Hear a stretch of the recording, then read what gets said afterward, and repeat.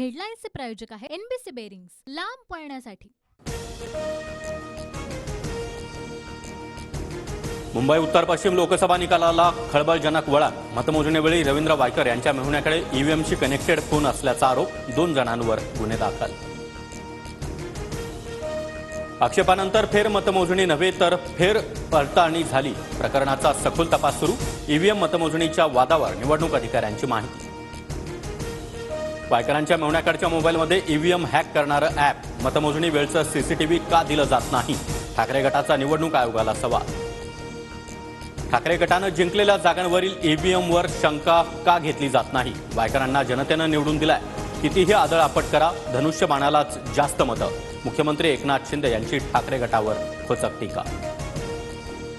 पराभव जिवारी लागल्यानं त्यांचा रडीचा डाव सुरू। रवींद्र वायकरांचा ठाकरे गटावर पलटवार, तर वायकर पोस्टल मतांवर विजय, निरुपामांनी देखील आरोप फेटाळले।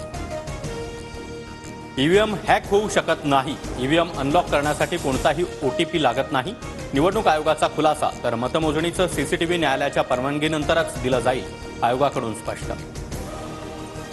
वायकर प्रकरणामध्ये थेट राहुल गांधी यांचं ट्विट, ईव्हीएमच्या पारदर्शकतेवर टीका। एलन मस्क यांनी शंका वर्तवलेल्या ईव्हीएमचं ट्विट रिट्विट करत मुंबईतल्या निकालावर सवाल।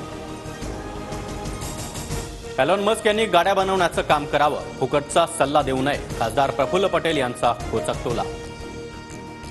लोकसभा अध्यक्षपद भाजपकडे गेलं तर चंद्राबाबू आणि नितीश कुमारांचा पक्षही फोडतील, राऊतांचा खळबळजनक दावा। चंद्राबाबूंच्या पक्षानं उमेदवार दिल्यास टीडीपीला पाठिंब्याची देखील तयारी। लोकसभेचं अध्यक्षपद इंडिया आघाडीला न मिळाल्यास थेट लोकसभा उपाध्यक्षपदाची निवडणूक लढवणार, सूत्रांची माहिती। नियमाप्रमाणे उपाध्यक्षपद विरोधकांना मिळण्याचा दावा। 400 पार झालं असतं तर भारत हिंदू राष्ट्र बनलं असतं, टी राजांच्या वक्तव्यानं भाजपची पुन्हा एकदा कोंडी। तर प्रवीण दरेकरांचा टी राजांच्या फोनवर बोलण्यास नकार। टी राजाची बुद्धी कमी, भारत भारतच राहणार, 400 पारच्या दाव्यावरून अजित पवार गटाच्या अमोल मिटकरींचं टी राजांना उत्तर।